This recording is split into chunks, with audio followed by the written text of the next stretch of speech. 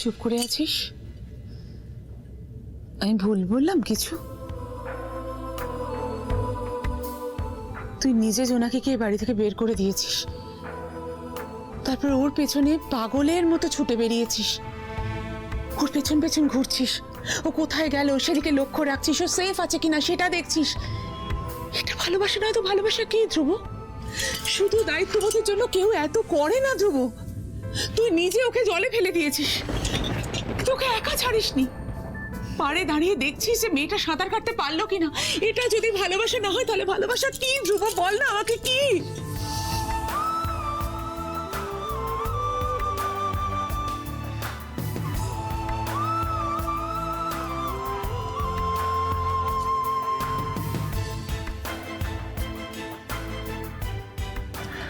আমি আর পারছি না এইসব নিতে মা। তবে একটা কথা ভালো করে বুঝে নাও, আমি কাউকে ভালোবাসি না, ইন ফিউচার কাউকে ভালোবাসতে পারবো না। আমাকে চুপ করাতে পারবি? তোর ইমোশনটাকে থামিয়ে রাখতে পারবি? ওরে আমি তোর মা, কি লুকোবি আমার কাছে?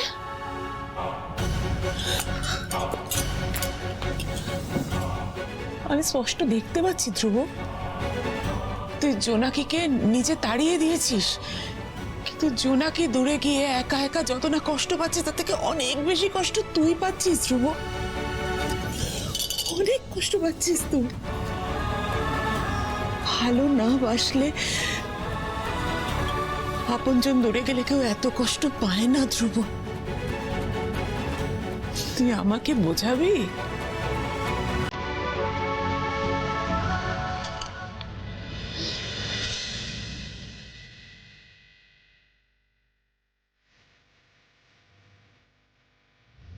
জোনাকি একদিন না একদিন ঠিক নিজের পায়ে দাঁড়াবে, সে ক্ষমতা জোনাকির আছে, ওর উপর বিশ্বাস আছে আমার।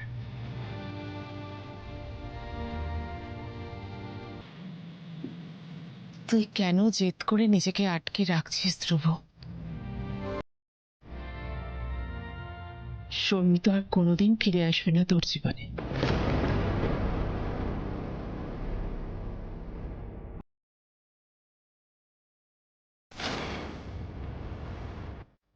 হ্যাপি হোলি ধ্রুব।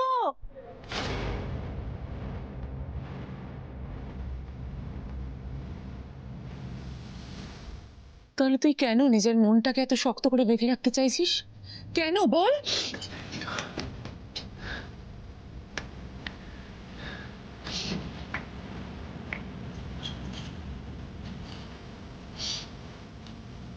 কেন ধ্রুব?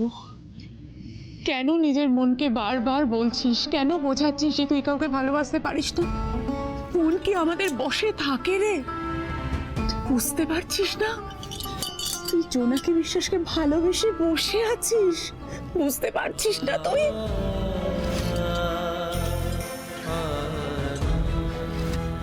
মা, আমি না সবার পাঠ সহ্য করতে পারছি না মা। তুমি তুমি তুমি প্লিজ যাও মা, আমি আর পারছি না। I can't. ধ্রুব তুই কেন এতদিন ধরে নিজেকে আটকে রাখছিলি? ধ্রুব তোর তো এটা জীবন, আর জীবন তো কারোর জন্য থেমে থাকে না ধ্রুব। শর্মি তো আর কোনোদিন ফিরে আসবে না, তোর জীবন তো এখানে। ধ্রুব তুই বোঝার চেষ্টা কর, তুই কেন বারবার দায়িত্ব দায়িত্ব বলছিস? জোনাকি একটা ভালো মেয়ে, তুই যদি তোদের সম্পর্কটাকে একটা স্বামী স্ত্রীর সম্পর্ক বলে সম্পর্কটাকে মেনে নিস, তুই তো সুখী হতে পারতিস। তুই কি বুঝতে পারছিস না জোনাকির মতো একটা মেয়ে যদি তোর স্ত্রী হয় আমি কতটা খুশি, আমি কতটা শান্তি পাই? এই বিয়েটা আমার কাছে একটা দায়িত্বের চেয়ে বড় আর কিচ্ছু নয় মা। এটা কেন তুমি বুঝতে পারছো না? এই বিয়েটা শুধুমাত্র একটা দায়িত্ব আমার কাছে, দ্যাটস অল মা। আর ধ্রুব মিত্তির যখন কোনো দায়িত্ব নেয় সেই দায়িত্বটা পালন করে, দ্যাটস অল। হোয়াট ভালোবাসা? হ্যাঁ, কি ভালোবাসার কথা বলছো তুমি? ধ্রুব মিত্তির কখনো কাউকে আর ভালোবাসতে পারবে না, দ্যাটস ফাইনাল। মা, অনেক হয়ে গেছে, আমি আর পারছি না। আমার খিদে নেই, তুমি যাও মা, তুমি ঘুমোতে যাও প্লিজ। আমার জন্য খাবার আনতে হবে না, যাও তুমি প্লিজ।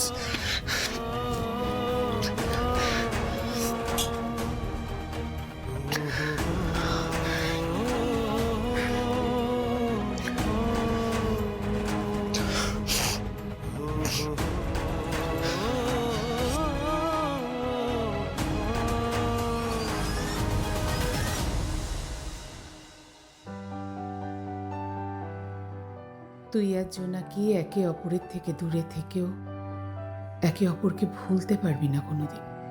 জোনাকি তো তোকে ভালোবাসেই, আর এখন তুইও ওকে ভালোবেসে ফেলেছিস। ভালোবাসার পরীক্ষা তো দিতে হয় ধ্রুব। ঠাকুর যেন সব ভুল বোঝাবুঝি মান অভিমান মিটিয়ে আবার তোদের একদিন ঠিক মিলিয়ে দেন।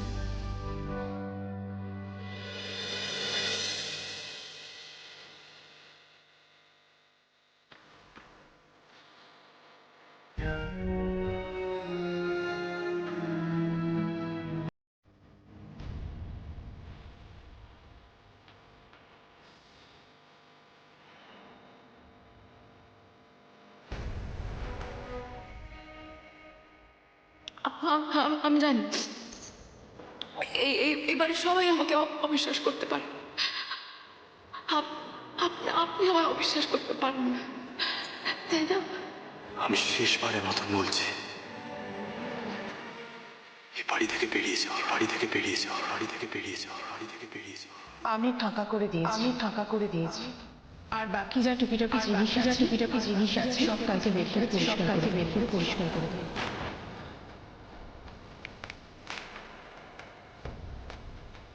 তুই নিজে ওকে জলে ফেলে দিয়েছিস, তোকে একা ছাড়িসনি। পাড়ে দাঁড়িয়ে দেখছিস যে মেয়েটা সাঁতার কাটতে পারলো কিনা। এটা যদি ভালোবাসা না হয় তাহলে ভালোবাসা কি? যুব বল না তো কি?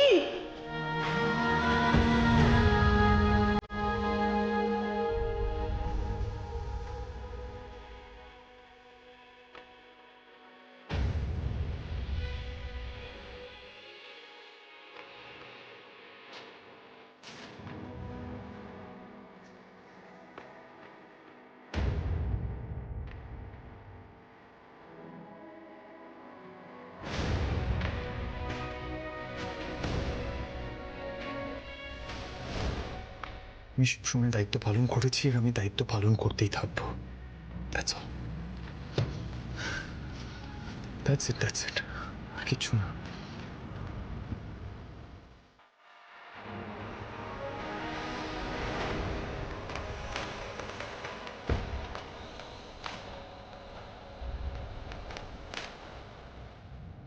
কি করছে এখন? কি অবস্থায় আছে?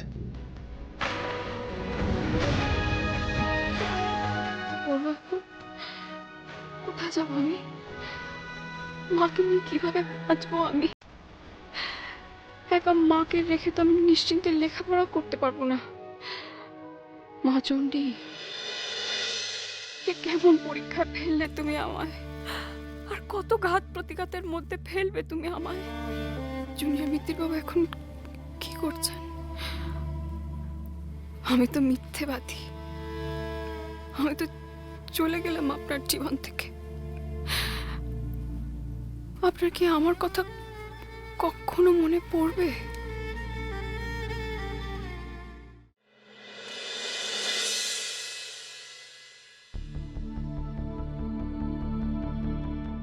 জল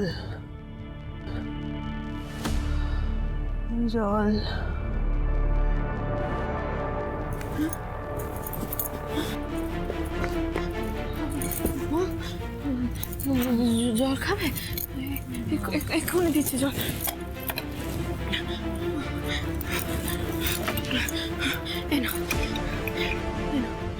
হাঁ করো, একটু হাঁ করো। কি রে জোনাকি,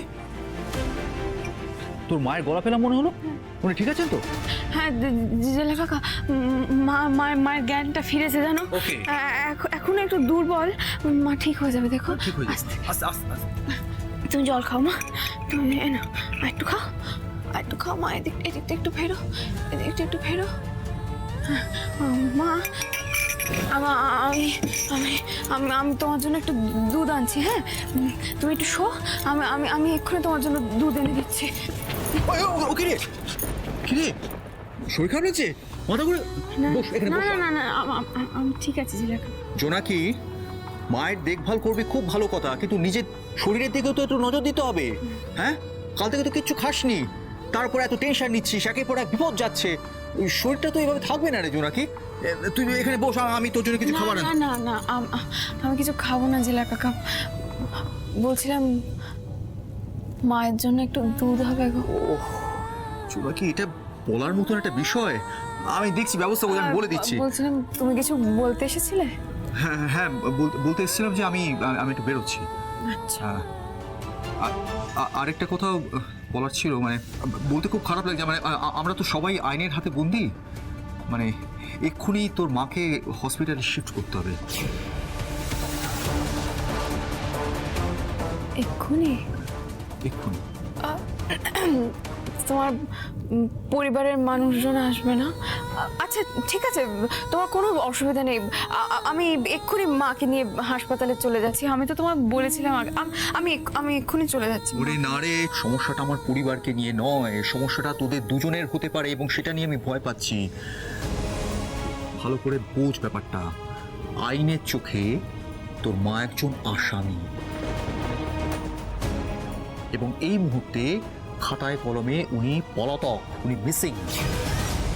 এই পুরো ঘটনাটা নিয়ে একটা বড়সড় আইনি জটিলতা তৈরি হতে পারে, এবং সেটা যদি হয় জোনাকি, সেটা তুই সামাল দিতে পারবি না। আমি বুঝতে পারছি জেলার কাকা। তুমি একদম চিন্তা করো না। তুমি মায়ের হাসপাতালে যাওয়ার ব্যবস্থাটা করো, আমি নিয়ে চলে যাব। আমি আমি সবটা বুঝতে পারছি জোনাকি, একের পর এক তোর পরীক্ষাগুলো কিরকম কঠিন হয়ে দাঁড়াচ্ছে। আচ্ছা ঠিক আছে, আমি তো এখন সংশোধনাগারে যাচ্ছি, তো আমি দেখি কি করতে পারি, তুই চিন্তা করিস না। ঠিক আছে। আসছি। হ্যাঁ।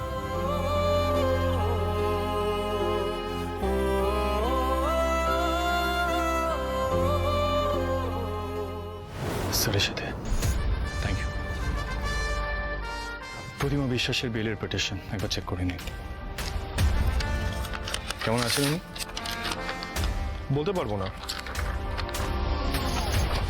Good morning sir. Good morning. Dhruv, তুমি এখানে? স্যার উনি প্রতিমা বিশ্বাসের অ্যাডভোকেট, ওনার বেলের কাগজপত্র নিয়ে এসেছেন। জোনাকির মায়ের বেল করাতে এসেছো তুমি? আপনি বেলের জন্য এসেছেন, কিন্তু আপনার মক্কেলের তো কোনো খোঁজ নেই। কাল রাতে সংশোধনাগারের হাসপাতাল থেকে ওনার নিখোঁজ হওয়ার পর থেকে সেই নিয়ে তোলপাড় চলছে। হোয়াট? কি বলছেন? কি বলছেন উনি? আপনি এক কাজ করুন, আপনি এই বেলের কাগজপত্রগুলো দেখে নিন, আর যা যা প্রসিডিংস আছে আপনি করতে থাকুন। Sure sir. প্রতিমা বিশ্বাসের অ্যাডভোকেটের সঙ্গে আমি কথা বলে নিচ্ছি। Okay sir. জোনাকির মা কেমন আছে? মানে কোথায়? জোনাকি বা কোথায়? এসো। হ্যাঁ, কোথায়? কোনো চিন্তা নেই, জোনাকি এবং জোনাকির মা দুজনেই নিরাপদে আছে। কিন্তু ধ্রুব, আমি তো একটা কথা কিছুতে বিশ্বাস করতে পারছি না, যে তুমি নিজে এসছো জোনাকির মাকে বেল করাতে।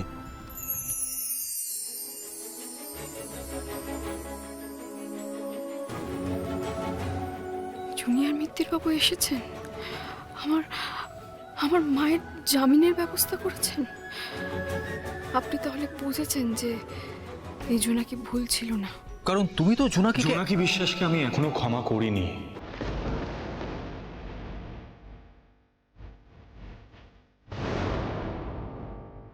মানবিকতার খাতিরে ধ্রুব মিত্তির এরকম অনেক কাজ করে, এবং সেটা জোনাকি বিশ্বাস খুব ভালো করে জানে। আজ যে আমি এখানে এসেছি বেল পিটিশনটা নিয়ে, সেটা শুধুমাত্র প্রতিমা বিশ্বাসের অ্যাডভোকেট হিসাবে এসেছি। এর অন্য কোনো মানে যেন বার না করা হয়। আমি অন্য কোনো মানে বের করছি না জেলার কাকা।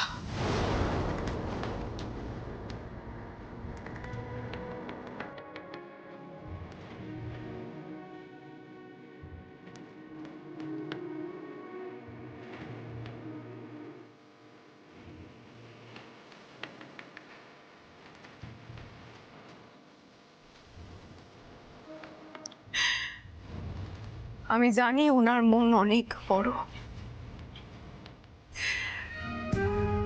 উনি এমন উপকার অনেকের জন্য অনেকবার করেছেন। তাই আমিও আজ আমার মায়ের উকিলকে ধন্যবাদ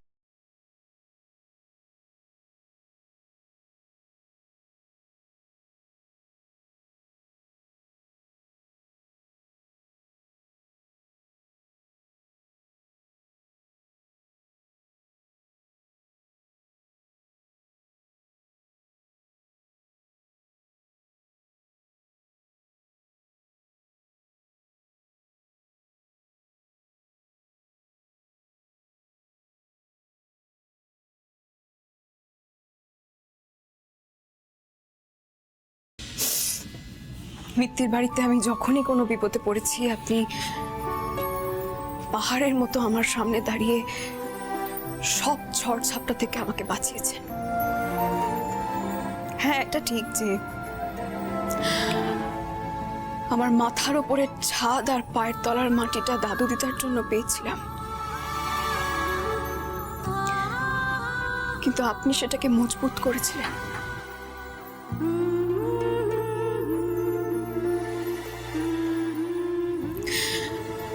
এই ঋণ আমি এ জীবনে শোধ করতে পারবো না, তাই বলছি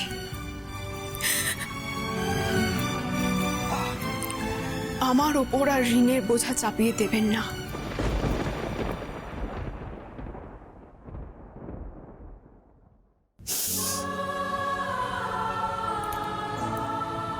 আমি আপনার থেকে অনেক অনেক কিছু শিখেছি জানেন। এই জোনাকি বিশ্বাস আপনাকে গুরু মানে, কিন্তু সেই গুরু দক্ষিণা দেওয়ার ক্ষমতা জোনাকি বিশ্বাসের নেই। আর সত্যি বলতে কি বলুন তো, আপনি আমার মায়ের জন্য যা করলেন সেই পারিশ্রমিকও দেওয়ার ক্ষমতা আমার নেই।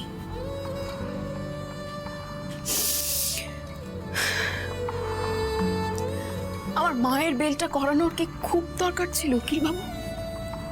মা যে সংশোধনাগারে আছে সেই সত্যিটা আমি আপনার থেকে লুকিয়েছিলাম বলে তো আপনার মান সম্মান সবকিছু মাটিতে মিশে গেছিল, শেষ হয়ে গেছিল সবকিছু। তাহলে এই কেসটার সাথে জড়ানোর কি খুব দরকার ছিল উকিল বাবু?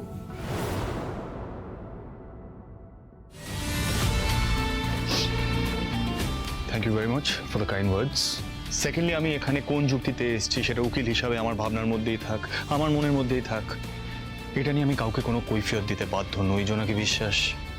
তুমি বরং এক কাজ করো, তুমি তোমার ফিউচারের উপর একটু কনসেন্ট্রেট করো, নিজের ক্যারিয়ারটা তৈরি করো, যাতে ইন ফিউচার তুমি তোমার মায়ের কেসটা নিজেই লড়তে পারো।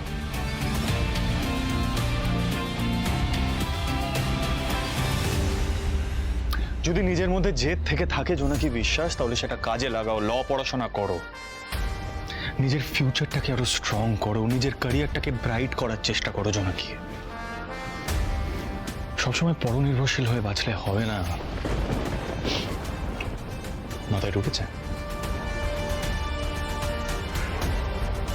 শোনো, তোমার কৃতজ্ঞতা পাওয়ার আশায় আমি এখানে আসিনি।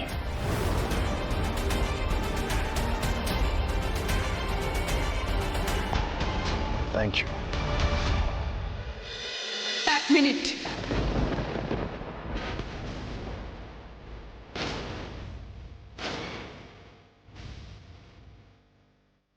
আমার শেষ কথাগুলো শুনে যান মিস্টার মিত্র।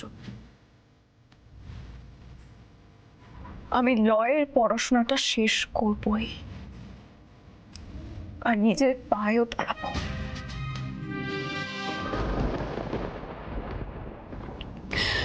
হ্যাঁ, হতে পারে যে আমি এতদিন আমার জীবনের লক্ষ্যটা খুঁজে পাইনি, কিন্তু এখন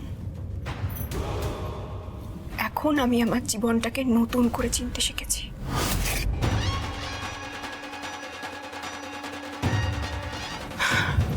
আসলে কি বলুন তো, জীবনে চলার পথে এক একটা বাঁকে এক এক রকমের অভিজ্ঞতা হয় তো।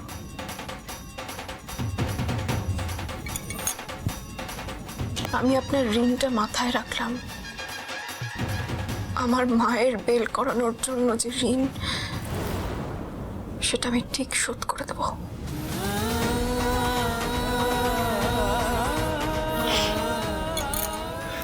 জোনাকি বিশ্বাস আপনাকে কথা দিলাম।